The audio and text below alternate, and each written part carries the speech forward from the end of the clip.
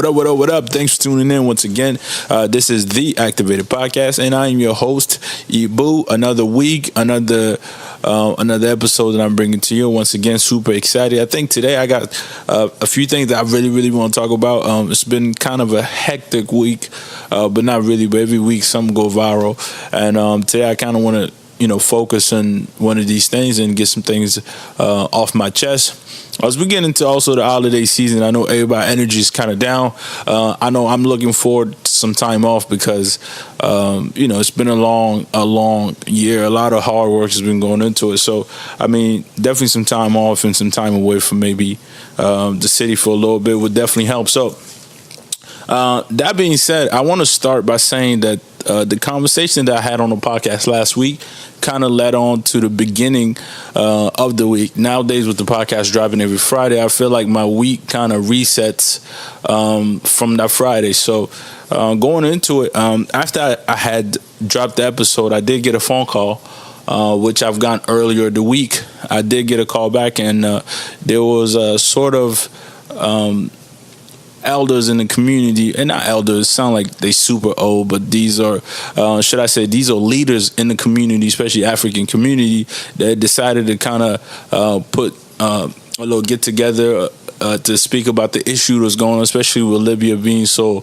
viral in the news and things like that, which I really appreciated. And I was kind of even shocked that I got the phone call to come out there. But of course, like right now, it's an amazing opportunity. Whenever I get time to speak to different people and learn different things, I was really up for it. I didn't really know what my input would be. Obviously, as I spoke about on the last podcast, how I kind of felt about it. But I did jump to the opportunity to go there and just mostly and more so just to kind of listen to hear what these people have to say, as far as even having a little bit more experience in the matter, or maybe subject matter. Sometimes, as this thing went viral a couple of weeks ago, whatever it is, one of the people there did mention that, first thing that this thing about slave trade came up was about 3 years ago. So, I mean, I'm not going to sit there and lie to you. 3 years ago, I was in a different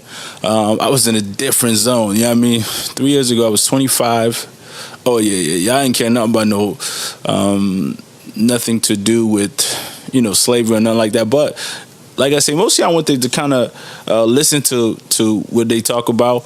Before I even continue with the story, I just want to, let this out before I forget, of course, is that I believe on Saturday there's a march going on in terms of what's going on in Libya. A young lady decided to put this together, at least the information that I got. I seen this on my Snapchat, and I decided to look into it further, and I found that there's actually a post on Facebook. It's called March.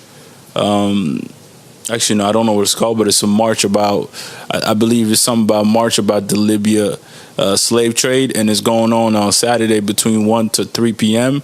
at Queen's Park. So I will already be downtown that day, so I definitely would swing by and go kind of support and kind of see what's really going on. Like I said, these things that I come across of and what I'm interested in, I'm really trying to, just take a little step to try and figure out what's going on. Whatever help that I could do, sometimes it's not money, it's not whatever it is. The biggest asset you could ever give somebody is your time. So, for those listening to the podcast and, you're downtown, you live downtown, you're going to stroll by, it's at Queen's Park. Queen's Park actually was where they used to do, that's where Afrofest used to happen. If you're familiar with Afrofest in the city of Toronto, it's probably one of the biggest.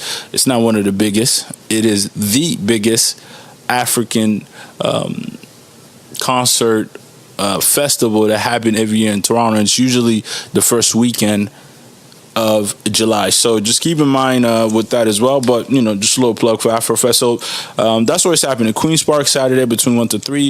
If you're around the area, just come take a little peek and offer your support. So back to the meeting that I had on Saturday with leaders in the African community. A couple of things that we talk about. So it was about, I believe it was 5 of us in this meeting. Me being one of the guys there, and, me being also the one guy that was sitting there and listening more so. There was promoters there. It was, and I guess it was a guy that has nothing to do with promotion, but he just kind of like worked with some organization across the world or whatever it was, and then he's on the board member of Afrofest as well. But nevertheless, good takeaways that really strike me as we're having this conversation, and one thing I want to share with you guys is they talked about having a responsibility to speak for yourself and not waiting for others to speak for you. So, in other words, I know when these big tragedies happen, we tend to always look for, oh, CNN's not talking about it, must not be relevant. It's not on CTV News, it must not be relevant. Or we just wait, for Eminem to drop a freestyle so we can kind of get in touch and be like, okay, if Eminem's talking about it, it must be big enough. So this is when we decide to partake in it. But, also, from my position, what I didn't really understand is, I always found value in togetherness, sort of like cohesiveness that we have as people. So I get a little bit confused sometimes when we think we can't, push a certain message forward, or we can't gather a certain amount of attention, and we kind of underestimate ourselves, which is not what they were doing. But I'm just kind of thinking now is that, our biggest disadvantage is that we don't buy into ideas in other people, which sometimes could really be detrimental to our community, to even ourselves. So I really love the fact that they said, you know what, we do not have to wait for people to speak on our behalf. We must take action. So that goes for everything that's going on. And I know a lot of times when I'm having a conversation with different people, it almost feels like I got to convince you guys that, hey, you know what, this is good for you. But in other words, when these tragedies are happening, if you don't have the financial means to influence, and we always think it has nothing to do with the money. Sometimes, like I said, it could be your time. It could be an idea that you come up with. It could be you just even promoting it if you have a certain amount of following and things like that. It's you speaking on it, and it doesn't always have to be you speaking, because I think sometimes we don't feel articulate enough to get on the mic and speak about certain things, which is, everybody has a message. And I feel like if you're saying something with some sense, it doesn't matter. I mean, the delivery does matter in a sense, but, if you can deliver the message, maybe you can influence somebody that you think could better deliver the message. So I think in that regard, that's what really got my mind going, saying, that is very true. We can't wait for somebody to action for ourselves, because you think about it today, if your landlord come put a post on your house and says that you got to get up out of there, unless that goes on the news, doesn't mean that you're going to act on it, right? And as big as this Libya thing has become, or is, or whatever it is, and whatever issue we're talking about, and not to even focus on the Libya thing, but let's be clear, people. Tomorrow, unfortunately, there are tragedies either that has already happened, or unfortunately, we can't really control the time, could happen, right?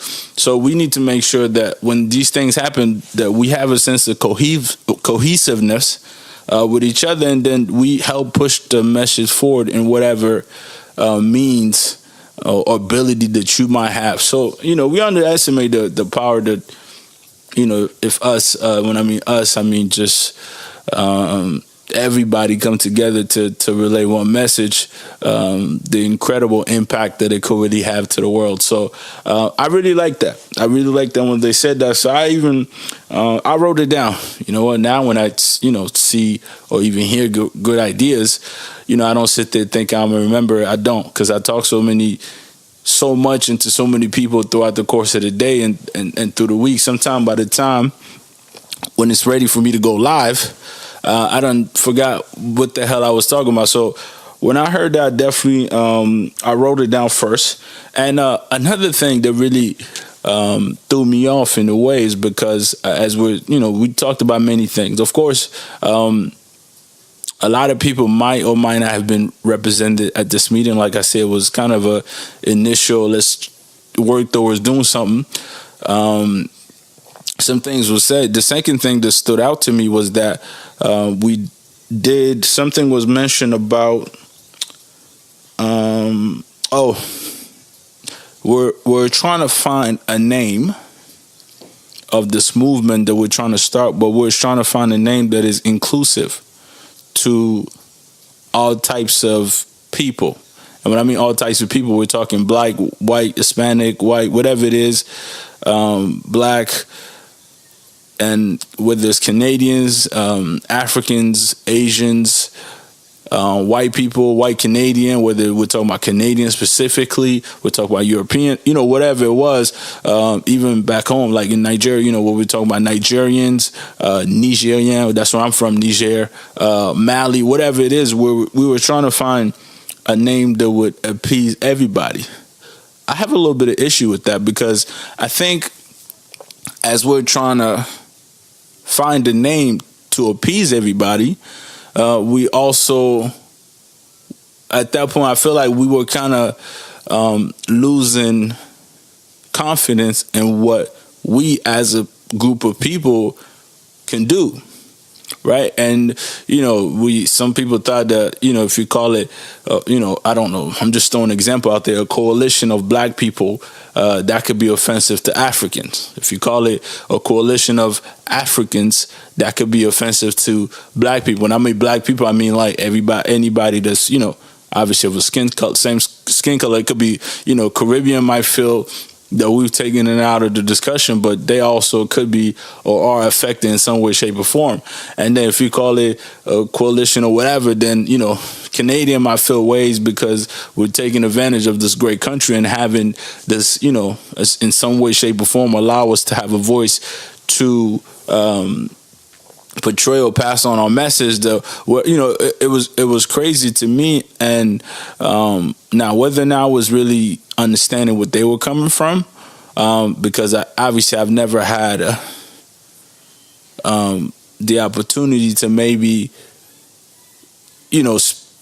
look at life from a different perspective, because I know one of them had worked for a big organization that does work globally, and he was speaking about, when we go to certain countries or whatever it was, we have to make sure that those people felt inclusive, because they wanted to also have the support of, big influential people, also people with a lot of money. So if you don't go, if you're putting on a concert together and you want TD Bank to sponsor you, might want to, I don't know, come up with a name that, that appease both TD Bank and maybe the community from which you're trying to pass the message through or whatever it is. And I kind of got upset because I was like, it almost felt like we were trying to, because I think, like I said, I could have misunderstood this, but I think they were trying to speak about maybe appeasing either, I understood this, white people, politicians, and or certain companies, because we have made an agreement that we need these people to, I almost don't want to say validated, but that's what I felt. So here's my breakdown of the whole thing. Goes back to what I was saying, if us as black people or African people, we don't come together enough. So, for example, if there's 3 million black people in Toronto, we're able, theoretically, if everybody donates $1, we have $3 million. Okay. Now, out of that 3 million, of course, there's a lot of babies and unemployed people. Okay, we'll take off 15%. There's people, whatever it is, break it down to what we now think is the most accurate number of those people that could actually donate that $1. Which is, out of the 3 million, let's say that 500,000 people could. So in theory, we could have 500,000. Now, we even narrowed down to, okay, you know what, out of that 500,000, half would care. Let's take this. 3 would care, 30% would care, 30% won't care, 4 won't give a fuck. So we now get rid of 70% of 500,000.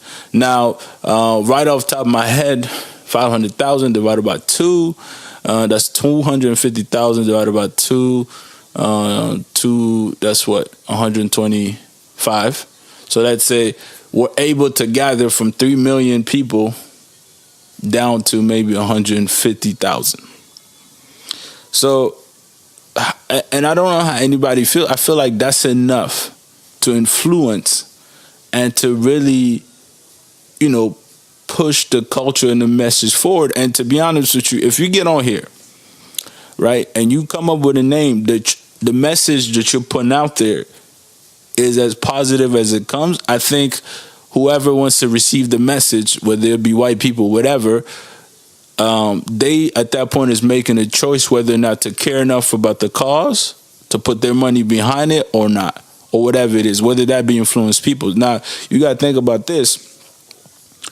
People will gather around an idea on their own terms. And to already, before we even establish anything, I think the most important thing that we're talking about is the name. And sometimes a name does carry, not sometimes, I think most of the time it does have an impact. But as anything that you do, I feel like people pick and choose what they really want to support anyways. And in that small time, I was just thinking, like, I'm trying to understand, why do we care so much about what we call this thing if us five as gathered here, we are looking to do something positive? Why do we care so much that, X amount of people will care or won't care? You know what I'm saying? But like I said, it could have just been me misunderstanding it. But that also went back to with the first point I was making about this meeting that we had about what we're trying to do in terms of what's going on in Libya is we need to have a voice for ourselves and not wait for others to speak on our behalf. So if we're here telling you that we need to get out there and make our own noise, why then do we care whether or not the name is well received by the general population if our initial thought wasn't to spill hatred or a negative message out there? Now, y'all really think about it, because I'm still, like I said, and right now all y'all really get is one perspective, which is my perspective. I'm sure they'll be able to spin it and explain it in a different way. But, when that was said, that's what I took from it.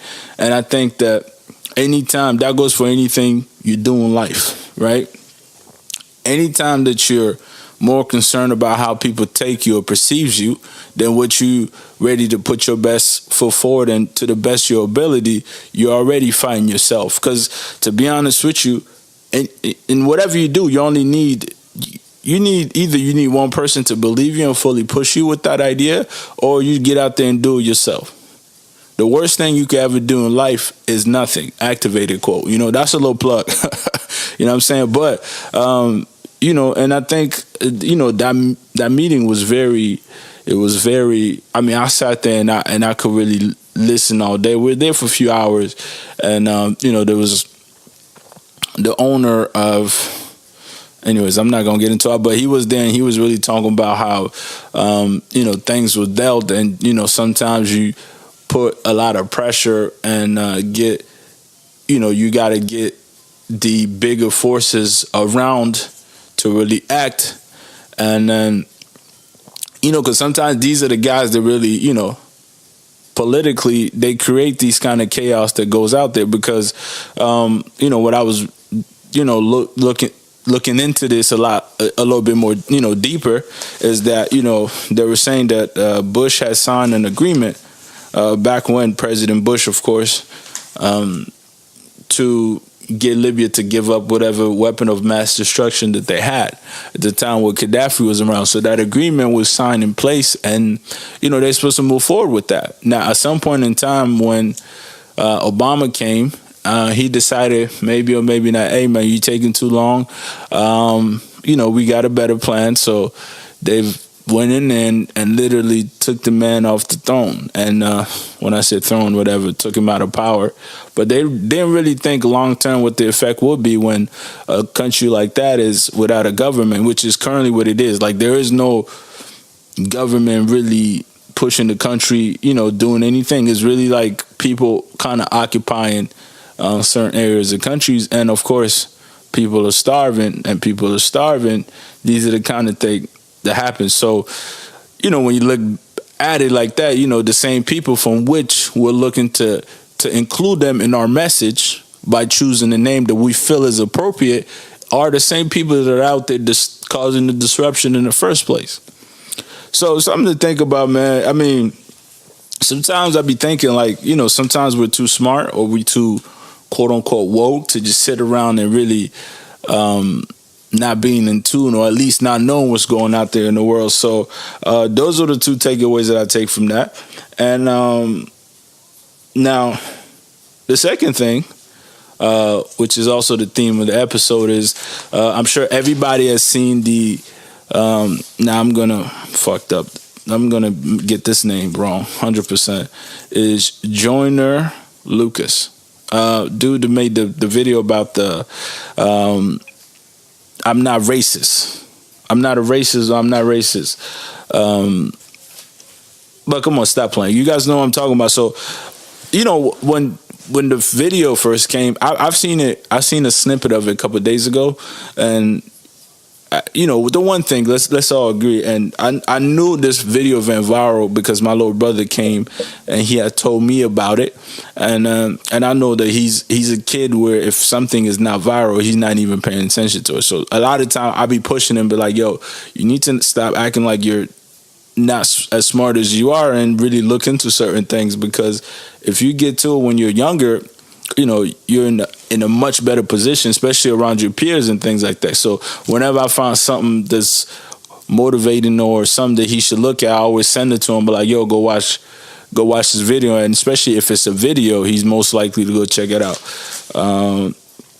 So I was looking around, and a lot of people did what they do, these YouTube video, these reaction videos, is that they film themselves while watching a video. Well, that is the dumbest shit on earth. Okay, reason why it's dumb, because you're reacting to a video that you've seen before. So therefore, the time when you're doing the video, most of the time it's not gonna be a genuine reaction, because you kind of already know what you're going to watch. The reason why you're doing the reaction video is because this damn video is viral.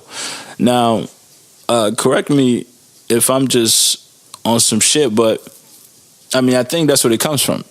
You hear about this video blow up, now you go look at it, and you're trying to recreate the reaction that you initially had. To me, it's backward, but I didn't watch it to trying to get a reaction. I watched it to trying to get a perspective. I'm gonna be honest with you. Number one, that video, the Joyner Lucas, the video was 6-7 minutes long. Actually, the song is 6-7 minutes long. I had to watch about 15 times to really, because he was saying a lot of things and he was saying it fast. Now, you would catch some of the punchlines, but sometimes the read between the rhymes, right, that actually carries a deeper meaning.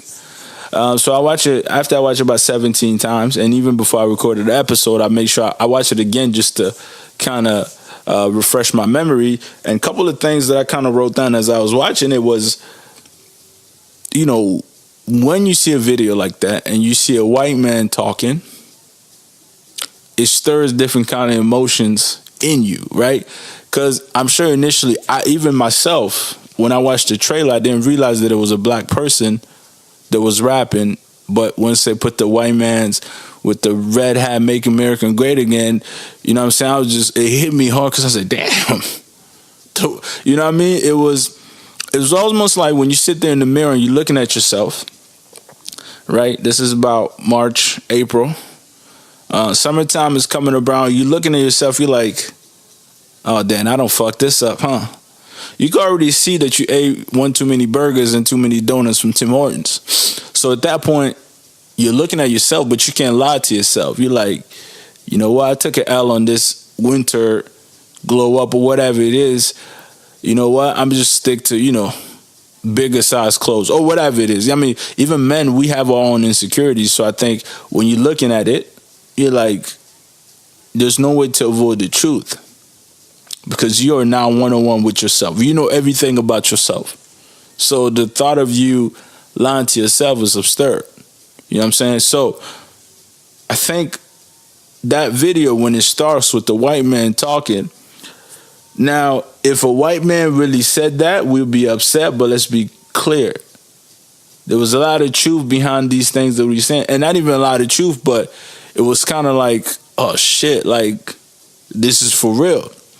And one of the lines that, the most common line that we always hear is that, oh yeah, I got my niece is half black. How can I be racist? My cousin is black. How can I be racist?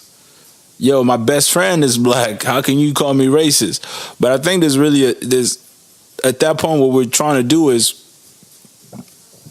and if a white person was to saying that, it's kind of like dismissing what the real issue is by giving, by replacing it by with an excuse. I wish I could put that in better wording, but that's really, what that is. Nah, I can't be racist, but my best friend is black. But at the same time, if a black man come and apply at your job or, company that you own or whatever it is, you might still not give him the job. Right? So, and I think the message is, the most important is holding ourselves accountable. There's a lot of system when it comes to racism that have been put in place way before we were even thought of, right? Way before our parents decided to even go and create us, these things was already in place. Now, we gotta understand that sometimes the system has been promoted and has been perfected to continue to dismiss or to keep us at a certain level, which we'll like to think that white society feels comfortable at. So when you're watching that video, and I think it was, amazingly executed, is that we pay attention, because it feels like you stand in the mirror 2 months before summer hits and you realize your body's still trash and it is your fault because you have not put in the work to get to where you need to be, so you could be out there taking the pictures for the people at IG and stun on them. You know what I'm saying? It's like that dude to take a picture in the club with your man's bottle and then post a picture with it, but deep down he know he didn't pitch in for that damn bottle, but it still feels good. But like I'm saying, at that point you're now wrestling with yourself, because the truth is harsh, right? The truth is harsh. There's some things that we definitely need to take accountability for, but some things the system has really been around. So that portion of the video, to me, greatly executed. And another thing that I want to talk about is that, once, he gives a perspective from a white person, he now gives a perspective from a black person. Right, is that what I just, perspective from a white person, then switch over to a perspective from a black person, and then, now it feels like we're now getting shit off our chest. Right, that second part of the video was super long, so if you really get a chance to go check it out, amazing. And I mean, I didn't really know who that was. I'm gonna be honest with you, this week, I was inspired by some ignorant rap, which I love. One of my favorite rappers of all time is Fabulous and Jadakiss, in their own respectively lanes, and they decided to get together and put an album together. So if you have not heard Elm on Friday on Elm Street, listen, I really I really got to get these names together, but I'm just speaking off memory, and sometimes my memory seems to be a little bad, but Friday on Elm Street, I think that's what it's called, so go check it out. My favorite track on there is Stand Up, so that's what I was listening to, so I was in a little zone, and then when that I'm Not a Racist video popped up, and I watched it. My little brother even brought it to me, and I showed it to my sister. But when I watched it, it kind of, it took me a while to get back in that kind of zone, because, I'm not perfect and I don't always listen to the conscious shit. I think I more so like the, I shoot you in your leg, kill you in your sleep type of rhyme than, that type of stuff. But I think it's necessary. You really got to open your mind to different things, because you never know what could influence or inspire you to do certain things. So, video amazing. So if you have not seen it, go type on YouTube, I'm Not a Racist, and just watch it and see what you get from it. So, I mean, my perspective was that, sometimes you got to face the truth. Sometimes, we cannot think that the system is holding us back. Sometimes it is necessary, or at least to be aware of, but sometimes you got to be like, Oh man, fuck the system. I would outdo the system. I think you gotta have a little bit of confidence to really push through. As I'm talking about it, I want to share with y'all a story. I might not have done this in a while, but I want to share to you my I'm not a racist story that I experienced. This was downtown Toronto a couple years ago when I used to work downtown, and I was meeting up with the young lady. This is a long time ago, by the way, but I was meeting up with the young lady at Jack Astor downtown. So if you're in the city of Toronto, Dundas Square, there's a Jack Astor right upstairs. It's impossible. If you ever came to Toronto, you would either have gone there to eat or you've seen it. So anyways, this was Friday when I was working at the bank. Friday has casual dress down day. So, I'm always hoodies, sneakers, and, pair of jeans. And usually when I used to bring my lunch to work, I used to have a little backpack or whatever stuff I had to put into the backpack. So anyways, I was meeting up with a young lady at this spot. So I went there to meet up or whatever it was. And then she was already there with some friends. So as I get there, this place, by the way, on Friday is bananas. It's overload. And this was, it wasn't summertime, but it's kind of like in between, right? Because I remember having a sweater. So I went in there and, we were talking or whatever it was. So the people that were coming afterwards, because I was there, they kept, calling me. So every time my phone would ring, I would have to walk back outside because I couldn't really hear anything inside of Jack Astor, so I had to walk back and go outside and then take the call. Now I did do that, I believe 3 times, right? Like I said, because I'm trying to get these people to play. So now the 4th time, I believe I was going back in, and then this white guy, security of course, he steps in front of me, and I'm like, oh, what's going on? I'm sorry, bro, I can't let you back in. And I was shocked. I said, what you mean you can't let me back in? I was just in here. I went outside to answer a phone call. So I'm just thinking they asked me if I got a reservation or whatever. So I'm trying to explain to them, no, I'm already inside. My friend is down there. Look, she's over there, whatever. I was just outside because it was loud. I went to take a phone call. He's like, yeah, I know. Because I'm thinking they made a mistake or whatever it was. He's like, yeah, I know. But, my manager has told me that, you're not allowed to go back in. So I'm like, your manager, let me speak to him. So I said, what? Because now I did remember that as I'm going back in there was a white lady at the front that was talking to, not the waitress, but whoever that girl name is. When you come in a restaurant, they sit you in. Whoever that is, she was speaking to her. So now when I look back in that same place, the manager had taken away, right? She's gone or whatever. So it's kind of like, yeah, I'm give you the orders, but then I'm not dealing with it because if shit goes left, I don't want to be responsible for that. And, he's getting paid and he got to do his job. He's security. But this is where, I don't know, like I really felt ways. Now, grew up in the U.S. Most racist place on earth. I shouldn't say that. Not most racist, but it's evident that there's a lot of things going on there. And I grew up G-Burg, Maryland, DMV, all that good stuff. Never in my life have I ever experienced racism. At least not one that stands out of my mind or I could recognize. Now, come to Toronto, number 1 city, one of the most, I shouldn't say number 1, I need to start throwing these stats out there, but one of the most multicultural city in the world. Like, I've been to a lot of different cities. Paris, everybody's out there, but it's more so most immigrant city because all the immigrants go hide out there. But shout out to y'all.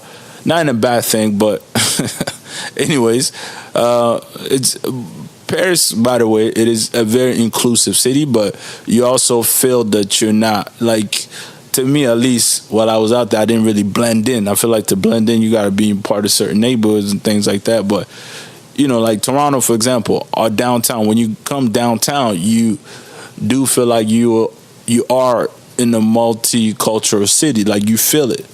Shops, restaurant owners, and things like that. But when I was in Paris, their downtown, which is what, Champs-Élysées or whatever it was very white and very, this was just tourist area. But nonetheless, back to my story. So when the security guard had stepped in front of me, telling me to roll out or whatever, never in my life have I experienced this. And now, in my mind, I'm really thinking, what should I do now? Right? We all seem to think that we have the perfect answers and things like that when it happens to you, but that's not quite how things work. So as I'm thinking, what should I do now? He go, hey man, bro, don't even worry about it. I'll be honest with you, man. It's not a racist thing because I'm half black. So that kind of, it made things worse in a way, because by him saying that, he's dismissing how I feel and he's dismissing, everything. It's kind of like, hey man, you'll never be nothing, don't even, whatever it was. But so I looked at him and I was like, first, you don't even look like you're half and half, whatever. You look like a big white guy, number one. And number two, this didn't even come from you. So it came from somebody else. You just now trying to, almost you trying to, take the heat for that. So I had walked out and I had to call my friend in and be like, yo, you got to come out. They not letting me back in.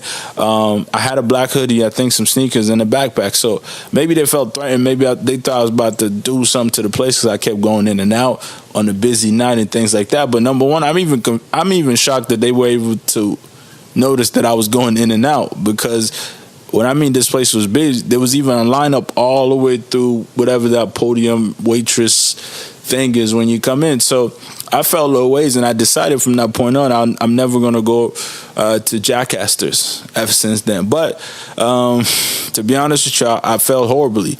I did hold out for a few years, right? I think my first time going back was the summer. It was this summer, actually.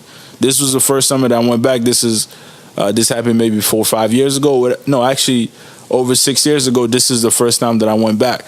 So, I kind of felt disappointed, to be honest with you, because though I went back, and every time I even see Jack Astor, like that moment still resonates inside of me. So even when I was inside, and I think the person I went with, I even told him the story.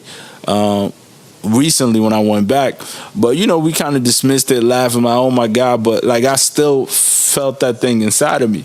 So if you're telling me that I could feel that, from somebody telling me I can't come in, imagine what, ancestors that were brought in as slave 400 years ago, until now we expecting us or them or whatever to kind of be like, hey man, slavery was so long ago, man, get over it. Which I think sometimes the community trying to teach us, and by us trying to conform to their reality and picking up names that's inclusive to everybody, my message is fuck that, man. You know what I'm saying? At the end of the day, right?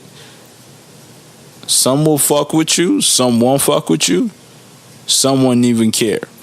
So you always got to focus and do it for those that care. That's what the message is really about. So don't tell me you're not a racist. You got to show me that you're not a racist.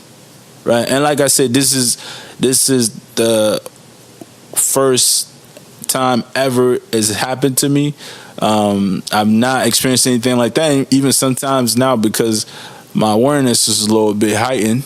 When people do certain things, I'd be like, I think people gotta kind of watch what they say and things like that, especially if you don't mean it that way, but. It's like being a black guy, I always got to, hear jokes about, oh, you rap too or whatever it is. And it's like, okay, you got to relax. Maybe I do rap. So what? I don't rap because I'm black. Or do I? I don't even know. Sometimes I feel like if you're not comfortable, don't try. Because I don't crack white jokes or whatever. Like, I don't crack jokes when I'm not comfortable. I'm not there to appease anybody.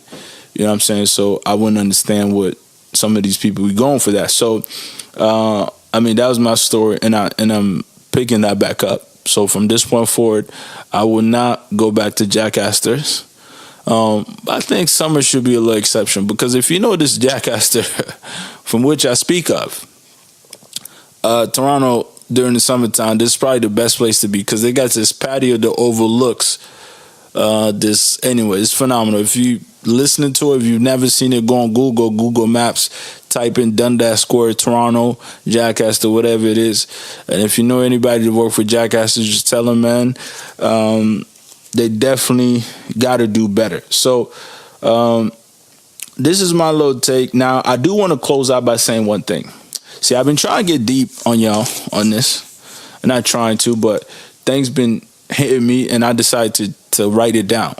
I'll think of something and I write it down, and then I'll say, if it's trash, y'all let me know. If it's not, I might come up with some shit. Anyways, I'm just trying to figure this out. So I was thinking about it. This is one of my quotes. So your biggest influence probably didn't have any money. So when I say that is, think about the person that had the most influence on you. And I think a lot of the times at least for me, it started home. It started in my household. It started with my parents. It started with my older siblings. And now it's kind of passed down to me. And I'm trying to influence my little brother. But, my parents, we don't come from a lot of money. We just come from a lot of hard work. So you think about it, when we look for, celebrities to endorse us, or we look for big people to endorse us, but our biggest influence didn't really come from money, at least for me, and I think for most people. But, then again, nowadays, we got influences being celebrities, so that might be true now. But I think you got to think about it. And this might need a little bit of thinking, but I was just thinking about, initially your first influence. It could be something you've seen in TV, but for me, it started with people that don't have money. So that being said, that's it. And I want to, wrap it up. Of course, I am doing the T-shirt giveaway, but also if you are a fan or if you do support the idea of the podcast, you're welcome to give out any amount of money that you have, and then you would get a T-shirt from me. So shout out to everybody that's been posting it. I really, really, really appreciate it. So, like I said, this is it. These are some thoughts that I've been thinking about, and I wanted to share with you guys today. Once again, thanks again for tuning into the Activated Podcast. As always, I'm your host, Ibu, and you've officially been activated. Peace.